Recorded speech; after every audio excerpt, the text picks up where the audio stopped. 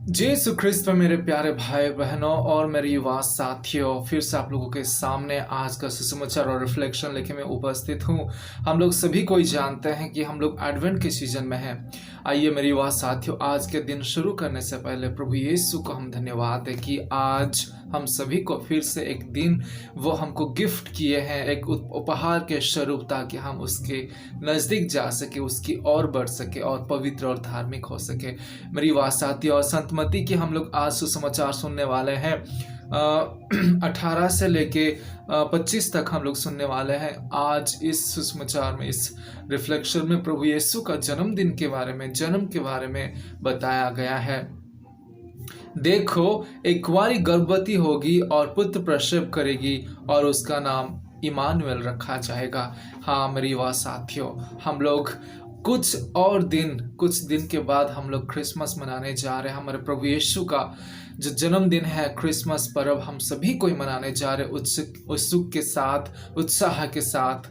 आइए मेरी युवा साथियों, आज का यीशु समाचार हम लोग सुन लेते हैं। उससे पहले let us give thanks to God, Jesus Christ, for our beautiful day. This day they have given us as a gift for us to go closer to them.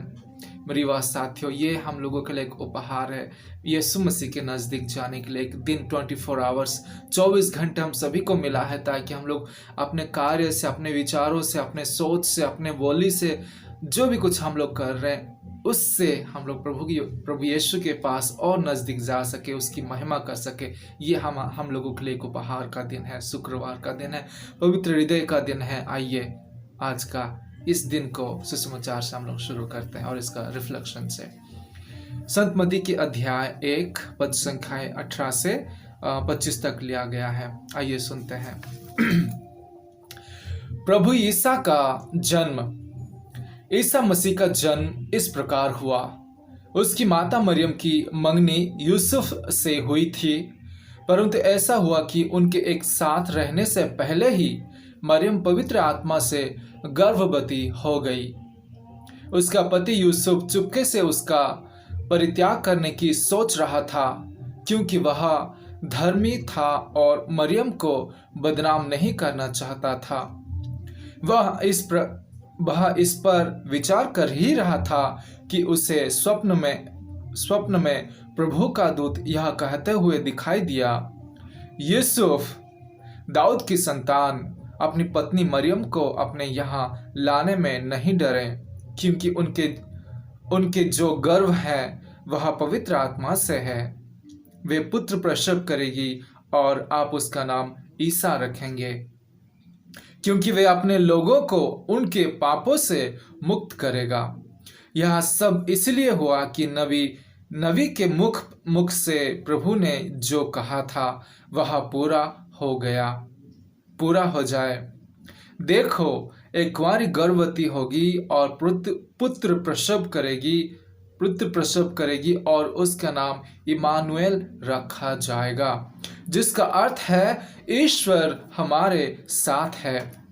Yusuf नींद से उठकर प्रभु के दूत की आज्ञानुसार अपनी पत्नी को अपने यहाँ ले आया। यूसुफ का उससे तब तक संसर्ग नहीं हुआ जब तक उसने पुत्र प्रसव नहीं किया, और यूसुफ ने उसका नाम ईसा रखा। यह प्रभु का पवित्र सुसमाचार है। ख्रिस्त में मेरे प्यारे भाई और बहनों, यूसुफ एक धर्मी व्यक्ति था, इसीलिए माता मरियम को वो चुपके से परित्याग करना चाहता था, क्योंकि माता मरियम बिना शादी की गर्भवती हुई थी। लेकिन यूसुफ को ये मालूम नहीं था कि माता मरियम पवित्र आत्मा की शक्ति से गर्भवती हुई है। मेरी बात साथियों, आज के इस सुसमाचार में हम लोग माता मरियम की कुछ गुण को देख रहे हैं, यूसुफ की कुछ गुण को देख रहे हैं, कुछ कैरेक्टर्स को हम लोग देख रहे हैं, और उन सभी दोनों कैरेक्टर्स को हम लोग थोड़ा सा मनन चिंतन करेंगे। पहला माता मरियम का। माता मरियम, इससे पहले जब स्वर्गदूत माता मरियम को संदेश देते हैं कि आप एक पुत्र प्रसव करेगी, आप गर्भवती होगी, तो माता मरियम कन्फ्यूज होते हैं। फिर उसके बाद सब कुछ जब जान जाती है तो मैं प्रभु की दासी हूँ बोल के प्रभु का वचन को वे अंग अंग से वे निभाते हैं। एकदम खुद को दासी के रूप में एक खुद को एक जिस तरह एक दास अपने मालिक की बात को सुनता है, उसी तरह माता मरियम खुद को नम्र बनाते हुए प्रभु यीशु की वचन को स्वर्गदूत की ओर से वे सुनती है और उसके अनुसार वो एक्सेप्ट करती है प्रभु का प्लान को, प्रभु की इच्छा को, और बोलती है कि उनका प्लान, उनकी इच्छा में मेरा जीवन में साधित हो जाए। मतलब वो कितना नम्र थी, कितना पवित्र कुंवारी मरियम कितनी अच्छी थी कि वे प्रभु ईश्वर की वचनों के अनुसार खुद को आगे लाई।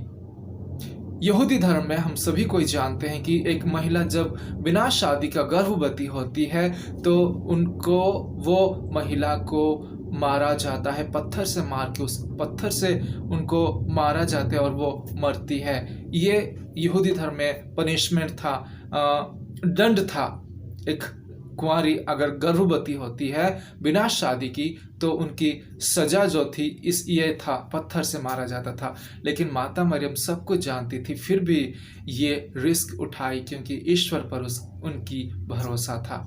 आज यूसुफ के बारे में हम लोग भी सुनते हैं कि यूसुफ जो एक धर्मी व्यक्ति था, जब वो चाहता था, माता मरियम जब वो जानता है, माता मरियम जब गर्भवती होती है तो वो जान जाता है, तो माता मरियम को बदनाम करने के लिए कोशिश नहीं करता है, सबके सामने उनके बारे में बोलने के लिए कोशिश नहीं करता, लेकिन चुपके से माता मरियम को त्यागना चाहता है, परित्याग करना चाहता है। लेकिन उसी रात जब ये सोचते रहता है, उसी रात स्वर्गदूत आके उनको कहता है कि ये प्रभु की इच्छा है, जो माता मरियम गर्भवती हुई है पवित्र आत्मा से, कोई मनुष्य से नहीं है।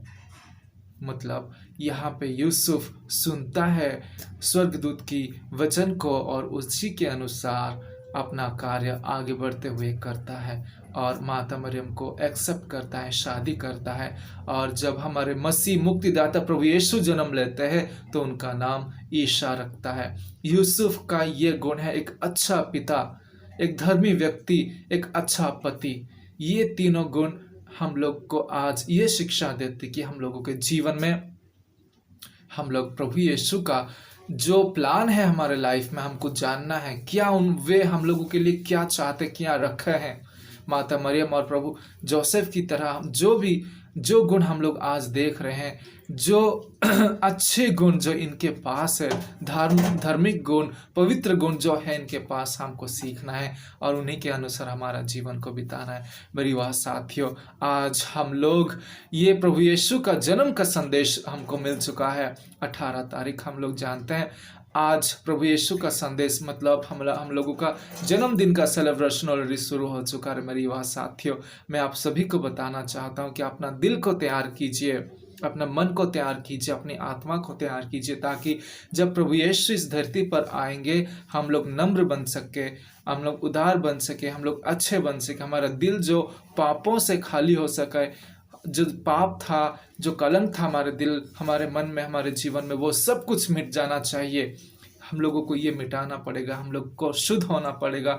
अच्छे, जिस तरह हम एक मंदिर को मिस्सा प्रार्थना करने से पहले एक गिरजा को अच्छी तरह से सजाते हैं, सुंदर तरह से सजाते हैं, उसको साफ सुथरा रखते हैं, उसी तरह जब साफ सुथरा रखते हैं तो हम मिस्सा प्रार्थना वहाँ पे ऑफर करते हैं। उसी तरह जब प्रभु यीशु हमारे जीवन में, दिल में जन्म लेगा तो हम लोगों को उन्हीं के चर्च के अनुसार साफ सुथरा, पापों से मुक्त करके हमारे जीवन को रखना है, तैयार रखना है, ताकि प्रभु यीशु हमारे जीवन में आके जन्म ले सके, हमारे जीवन में आके निवास कर सके। मेरी वाह साथियों, आज यही मेरा संदेश है कि मैं ये कहना चाहता हूँ कि माता मरियम यूसुफ से हम लोगों को यही सीखना चाहिए कि हम लोग नम्र हो सके और ईश्वर की जो इच्छा है उसको पूरा होने के लिए हम लोग एक कोऑपरेट कर सके, यीशु मसीह के साथ हम लोग एकजुट होके जो प्रभु यीशु हमको कहना चाहते हैं, जो करना चाहते हैं, वो सब हम लोग कर सके, दूसरों को भी प्रभु यीशु के पास ला सके।